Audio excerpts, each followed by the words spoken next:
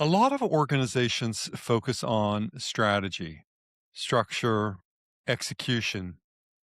But underneath all of that is something more fundamental: how people actually behave. This is the People Dividend. I'm Mike Horne. And today I'm joined by Pete Sacco, psychologist, author, and expert in human behavior and relationships. Pete, welcome. Thank you so much, Mike. I appreciate being invited on the show. Pete, you've spent years studying behavior across individuals, relationships, and organizations. When you step back from all of that, what's the pattern? What do people consistently misunderstand about how behavior actually works? I think first and foremost, they believe that their mind, body, self, the unconscious stuff, is actually them. You know, it was funny, Mike. I was just having this conversation, which I normally have as a CEO of many organizations, as a longtime football coach. I usually have it with adults, but I'm happy to say that here I find myself at the ripe old age of 58, also nurturing three young daughters, 8, 6, and 3. If I backed up enough, there's probably a picture of them somewhere. Anyway, I've got one of those camera that tracks. But you know, she was just asking me the other day. She was the oldest one is 8, Amelia, and she was asking me, Daddy, she's like, I just can't get my brain to turn off sometimes. And so I was describing to her, I'm like, well, baby, there's two things. There's the movies that play on your movie screen, and those are the actions, the thoughts, the visualizations, the feelings, and the emotions that are happening inside your body without little control over it in yourself. Those are the things in your movie theater, but you're actually the frame. You're actually the screen. You get to observe the things that your mind body is automatically projecting on your screen, but you eventually will learn that you have the choice as to whether you are going to react to them and embody them, or whether you're going to laugh at them. And you're going to learn as you get older and older that you can observe how your mind body self is reacting.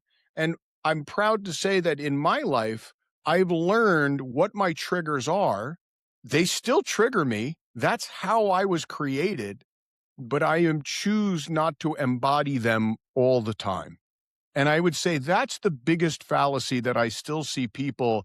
They think they have no control over it. And my answer is yes, you do have no control over how your body and your mind is reacting to certain situations. What you do is a recognition that you're actually the frame, not the movie. And Pete, where does that show up most clearly in organizations?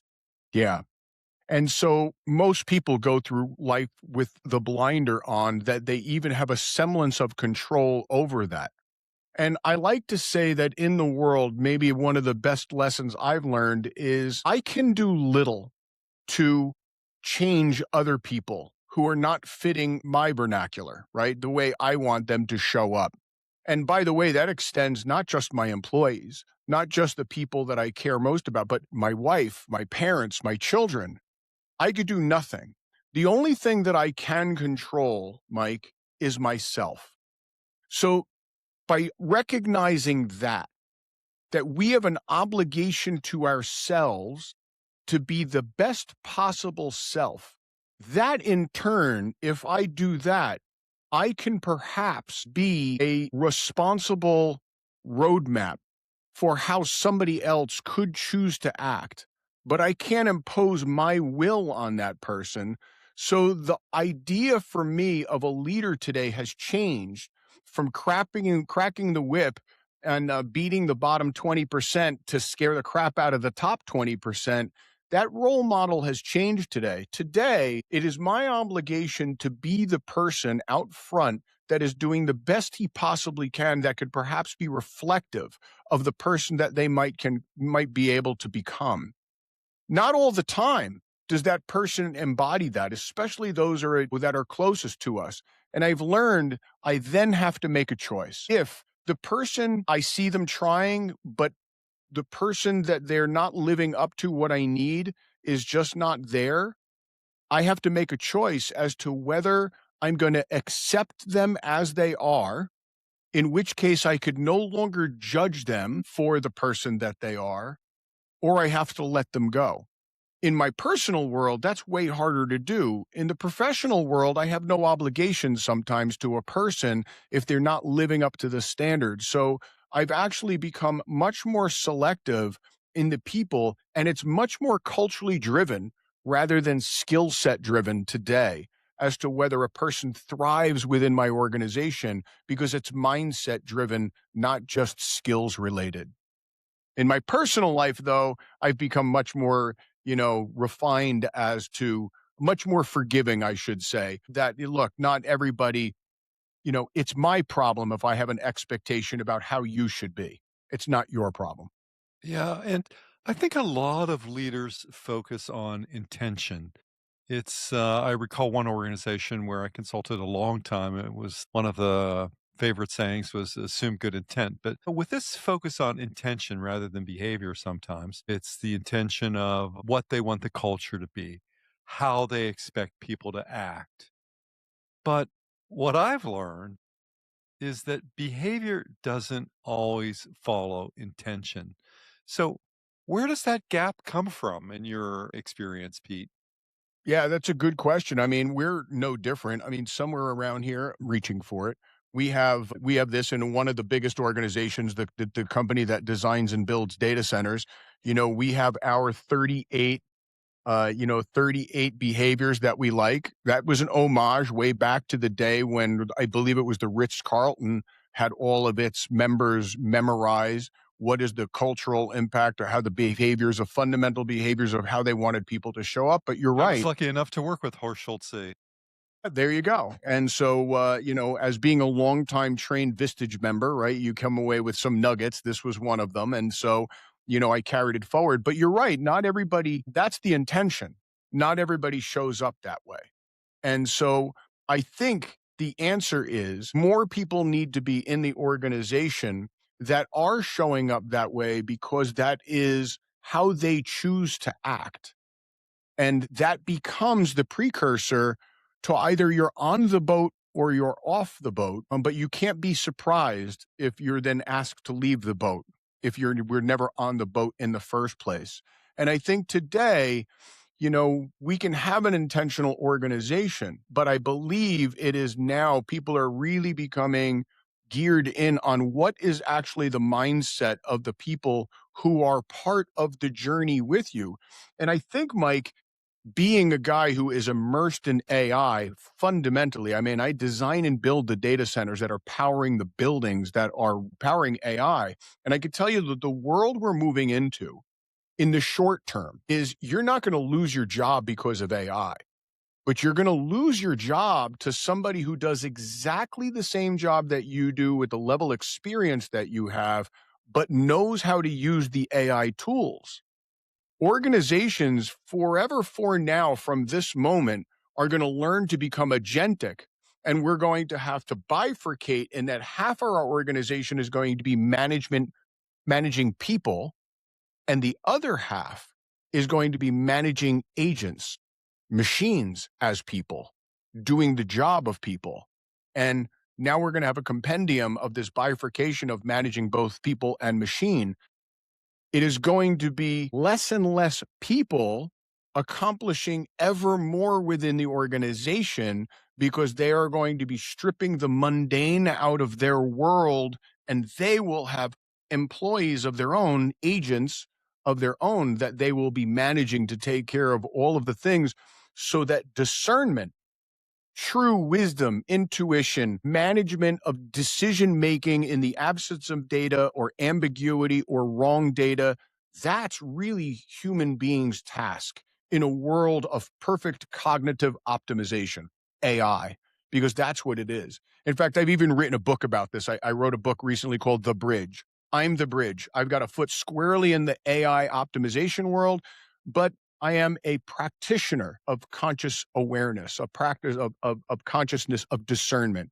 I understand we're not losing our meaning as long as we don't give meaning making away to the machine.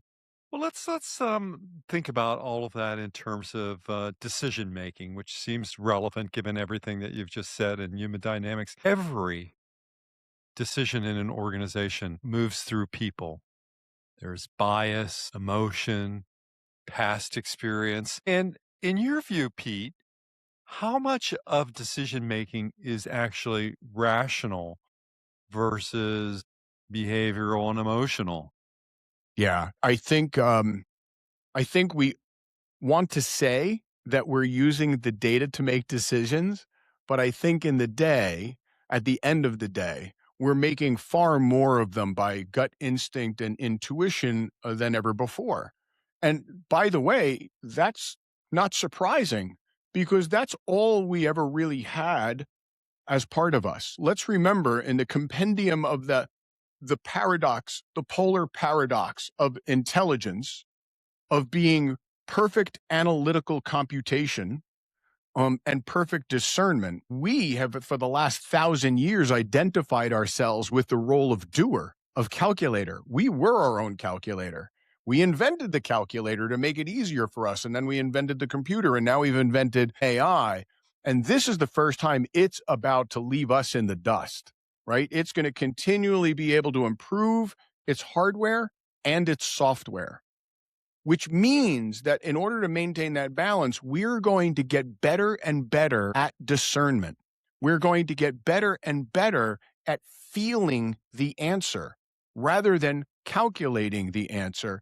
Look, not to get a little too spiritual on you, but I don't believe that when we are making that intuitive decision, that decision with wisdom, that decision with instinct, when we're in flow state, I don't believe that is a completely local event, meaning mind, body, self. I believe we're connecting to something greater. I think even more and more people in my organizations agree. If I ask them the question, when you have true insight, true creativity, true innovation, do you think that's coming local from you, from just your learned experience, or do you think you're connecting with something conscious outside of yourself? I got to be honest, 8 of 10 people will tell me, I believe I'm connecting with something outside myself. I fervently believe that. For sure. And I would think that, most leaders that I encounter, just sort of bringing this back, would say that they understand people. They've worked with teams, they've led organizations. So why do they still get behaviors wrong? I think because we have Yeah, what are they missing? I think there's a learned response that was innate in us. And it is for us to learn that we can overcome our programming, right? But there needs to be a conscious awareness of that programming persists, and that we have to, in ourselves, decide that we want to move the stack. And it's not one of willpower, it's one of practice. It's one of continually being able to question ourselves in our programmed response to most things. And so, I hate using the word fake it till you make it, but in essence, what we're saying is that I have to trick the mind into believing that we're moving in the direction of the person that I want to become rather than the person that I am programmed to become. So I think that is part of the answer. I'm not sure I've nailed it exactly, but I believe that's moving us in the direction. I know that when I need to change a habit or something that I'm doing, right? I don't say that I've become that person, right? Because that's lying to my mind, body, self wouldn't believe that. I would say more that I'm moving in the direction of that. That is the person that I choose to be. And I think my mind could understand that better. And it can frame that, say, okay, we're not quite there, but that's the direction that we're on. But we understand we're still being triggered in this way. This is our default response. And Well, so, let's, yeah. but we have to convince ourselves that that's the direction that we want to move. And if we practice that, if we are consciously aware more and more every single day, that before we have that knee jerk reaction, that we have that pause, that one day we're going to wake up and we're going to realize that we're no longer triggered in that direction. And we've trained ourselves to actually feel a different way. And look, the human body is built. We've got neuroplasticity or neurogenesis and epigenetics. We are made to change. It just doesn't happen instantly. Let's take that from let's explore this from another angle, which I think is really an extension that there are so many organizations that invest heavily in culture, engagement, leadership. At what point does that become surface level without actually changing behaviors? And how do you know the difference? Yeah, I don't think you know. I think the best you can do is to lay the framework to be that. And this goes back to what I said before. It starts from me. If they see me mailing it in, if they see me not walking the walk of the things that I am saying, then I've enabled that within my organization, and I cannot be critical of anything that is wrongdoing below me if I'm not living that person. If I'm not holding my executive management team to that same standard, that they need to live that way as well, right? And if they're not, then I need to, cut them and move them or have that conversation and let it be nurturing such they can do that so that it becomes endemic in the organization, such that it's kind of like the inception moment. I'm not making anybody do anything. I'm hoping they make themselves do that. And so they And for become a part of it. the leaders who are listening, what's one shift they can make immediately that would improve how people actually behave inside their organization? Yeah, I think pause before reacting every single time. Pause.